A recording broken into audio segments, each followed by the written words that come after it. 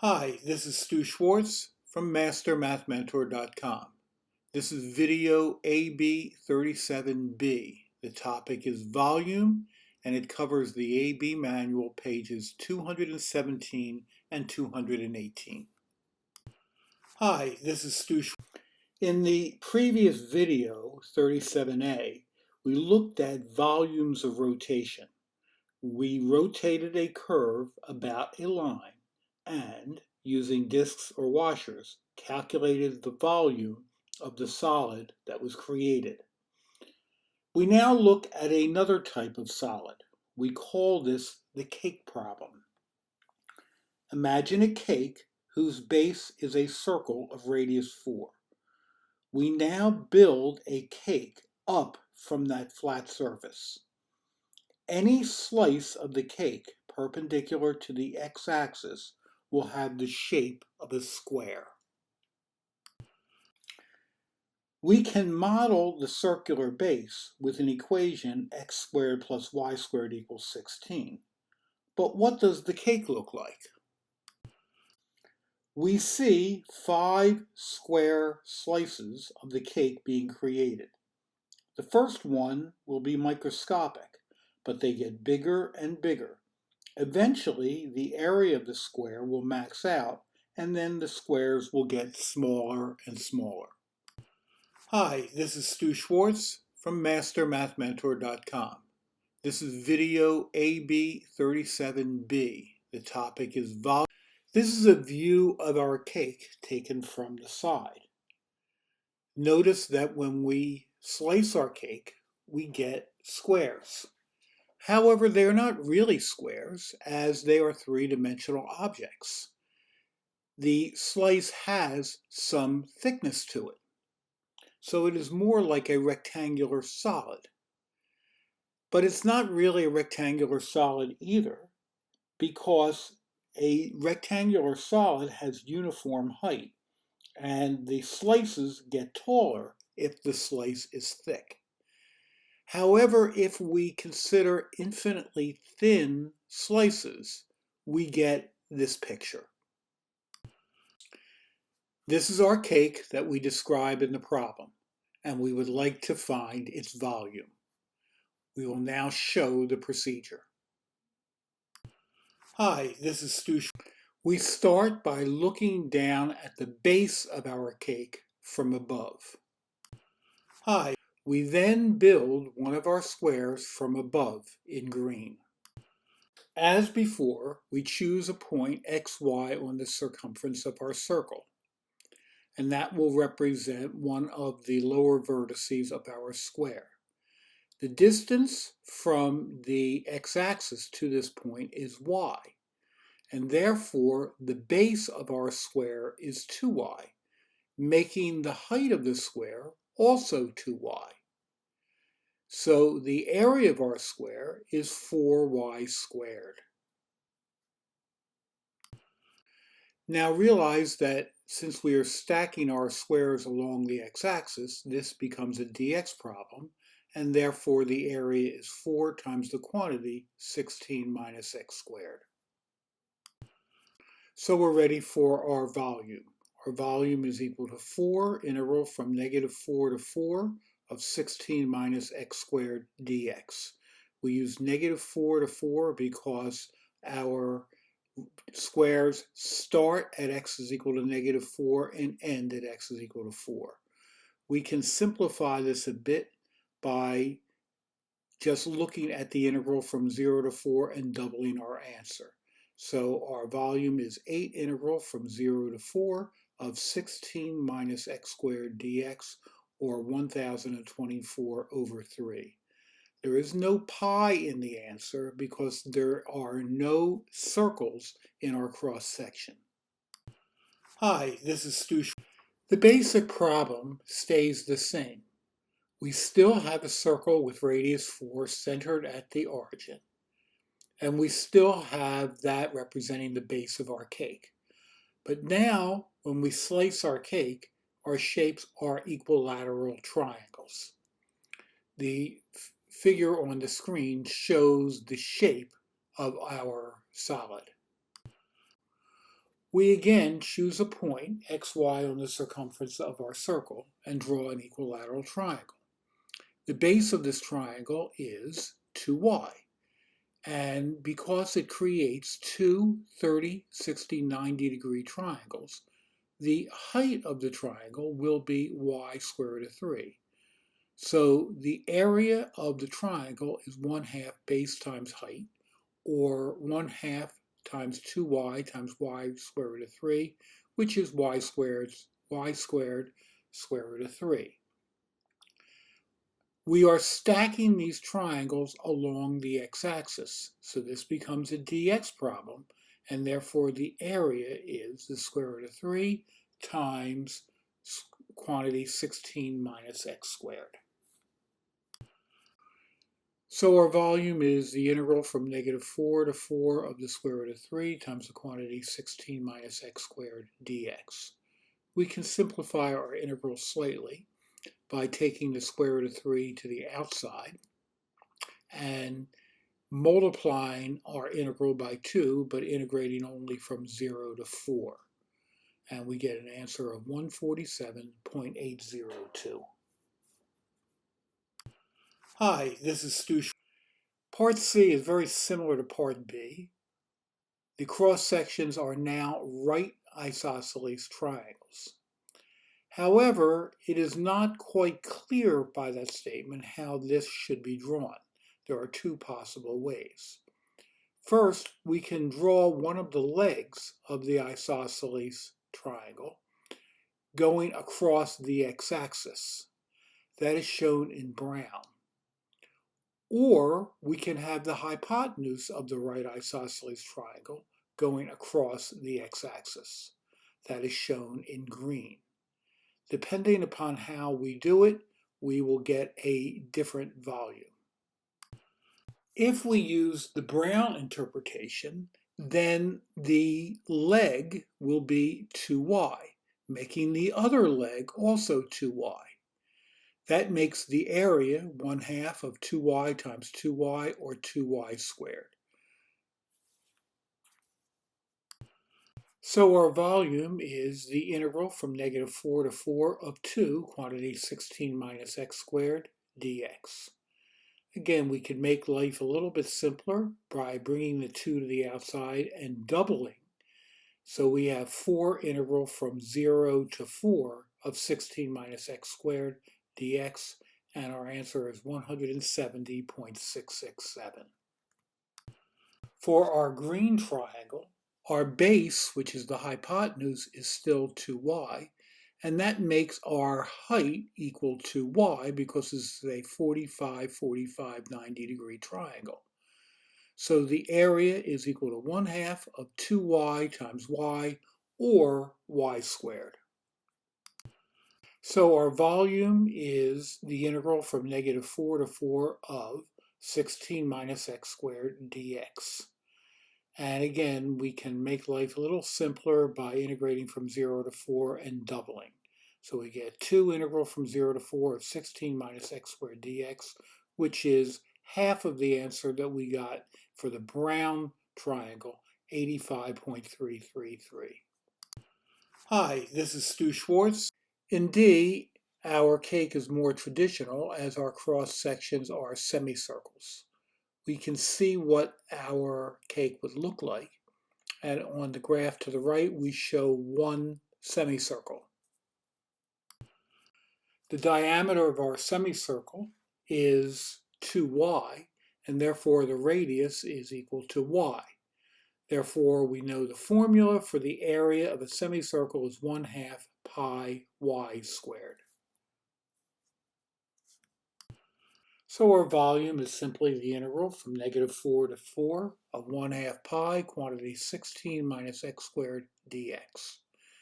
Again, we could make life simpler by integrating from 0 to 4 and doubling. So we have pi integral from 0 to 4 of 16 minus x squared dx, which is 134.041. Hi, this is Stu.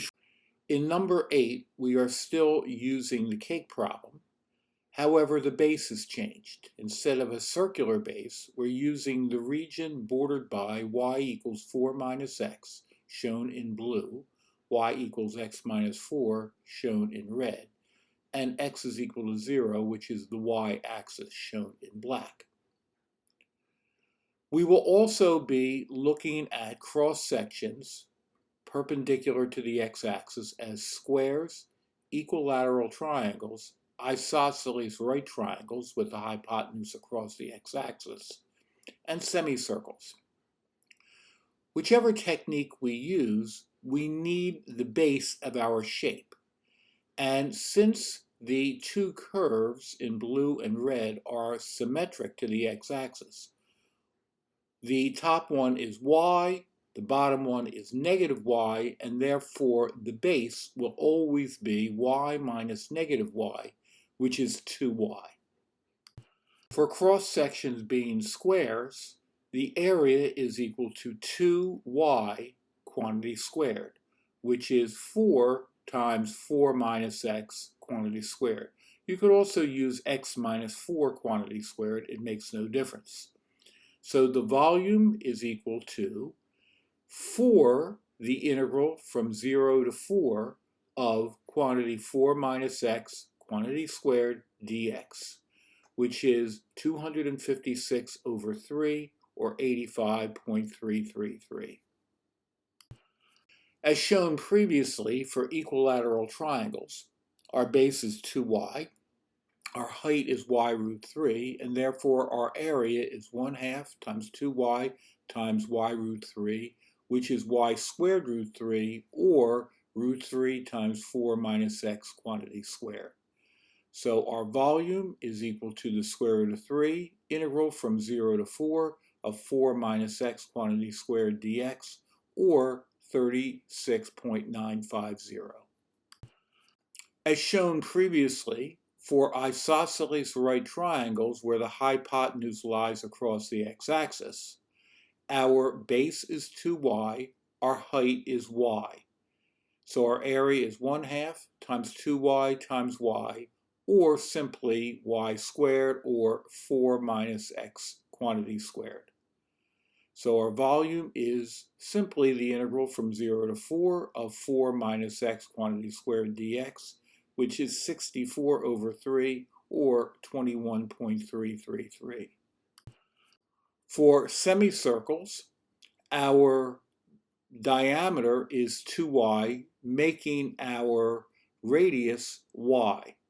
So our area is 1/2 pi y squared, or pi over 2, 4 minus x quantity squared. So our volume is pi over 2, integral from 0 to 4 of 4 minus x quantity squared dx, or 33.510. A favorite problem on the AP exam is to find which of these options gives the largest volume, which gives the smallest. And no calculators are permitted. This is actually easy because note that all 4 options share the integral from 0 to 4 of 4 minus x quantity squared dx. The only thing different is the coefficients. So all we need do is compare the coefficients, and it is clear that the largest is squares with a coefficient of 4. The smallest is isosceles right triangles with a coefficient of 1. And the equilateral triangles is just slightly larger than the semicircles because the square root of 3 is slightly larger than pi over 2. Hi, this is Stu. Many of the volume formulas you learned in geometry are derived from calculus. Here's an example. Suppose we take the curve x squared plus y squared equals r squared, which we know is a circle with radius r, and we rotate it about the x-axis from x equals negative r to x is equal to r. We create a sphere, and you have learned that the volume of a sphere is v equals 4/3 pi r cubed. Let's derive that formula. Shown is the top half of our circle rotated about the x-axis, again creating a perfect circle. It passes through the points negative r0 and r0. And when we work our volume of rotation, we realize that this is a disk situation. As before, we choose a point on the curve and label it xy. Since this is disks, capital R is equal to y. But this is a dx problem, as our disks will be stacked along the x-axis. So we have to solve for x. Y squared equals r squared minus x squared, and therefore y is equal to the square root of r squared minus x squared. Therefore, v is equal to pi integral from negative r to r of little r squared minus x squared dx, and that will be 2 pi, the integral from 0 to r of r squared minus x squared dx. Realize that when we integrate this expression, that little r is a constant. So v is equal to 2 pi times r squared x minus x cubed over 3 evaluated from 0 to r, which is 2 pi times the quantity r cubed minus r cubed over 3, and that is equal to 4/3 pi r cubed. Hi, this is Stu Schwartz. In number 10, we show a sphere of radius r being cut by a plane h units above the x-axis. We would like to find the volume of the portion of the sphere above the plane. As we saw on the previous problem, we can generate a sphere by rotating the curve x squared plus y squared equals r squared about the x-axis, or if we want, around the y-axis. Since we are interested in the volume above h, then this will be a dy problem, and therefore we need to solve for x. So x squared is equal to r squared minus y squared, or x is equal to the square root of r squared minus y squared. So therefore, the volume of the sphere above h will be pi integral from h to r of r squared minus y squared dy. Again, remember that r is a constant. So v equals pi times the quantity r squared y minus y cubed over 3 evaluated from h to r. Carefully substituting for y, we get v is equal to pi times the quantity r cubed minus r cubed over 3 minus the quantity r squared h minus h cubed over 3. We would like to use this formula to find the percentage of volume above y is equal to 2 in a sphere of radius 3. So substituting h is equal to 2 and r is equal to 3, we get v equals pi times quantity 27 minus 9 minus 18 plus 8/3, which is 8 pi over 3. The volume of a sphere of radius 3 is 4/3 pi times 3 cubed, or 36 pi. So the percentage above y is equal to 2 is 8 pi over 3 over 36 pi, which is 2/27, or approximately 7.4%. Hi, this is Stu Schwartz.